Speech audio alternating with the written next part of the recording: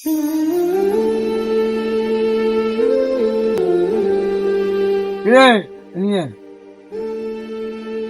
যাবি তুই? আমি হিমু দিয়ে যাই। তুমি দিকে তুই দিয়ে আর তুই কত মাসে টিয়া নিত আমার ইন্টারেস্ট সহ টিয়া বেগুন দিয়েছে। তুই আইনটিও দিলে ইন্টারেস্টও দিবি না, কারণ আমার টিয়া এখন দিন দিবি, আমি সামনের মাসে অসুস্থ। আচ্ছা চাচা, আমি তো হারিয়ে না, পরিবারে একটু সমস্যা। আপনি সুদে আসলে যতটাই আছে আমি সব পরিশোধ করে দিয়ে দেবো। তুই কথার আগে দিয়ে কিতা কইছিস আমি সুদ খাইনি?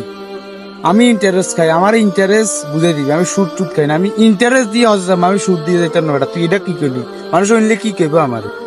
আচ্ছা কয়েকদিন পরে দিয়ে দেবো। আচ্ছা যা, তুই আর টিয়া দিস। আচ্ছা, আসসালামু আলাইকুম। ঠিক আছে।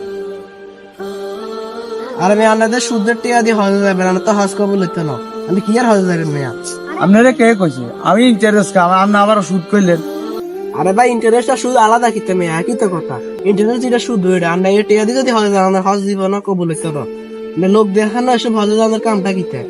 আরেকজনের শাঁসি খাইলেন মেয়া সুদ লই, আবার আর নেই হজে যান। আসলে কি আর কবুল হচ্ছে না? আপনি এক্ষুনি তার থেকে সুদ মুক্ত করে দেন, আর তার আপনার আসল টাকা নিয়ে নেন, নিয়ে নইলে আপনার হজ দিব না, কবুল হইতো না। আচ্ছা, আসসালামু আলাইকুম, আমি আসি।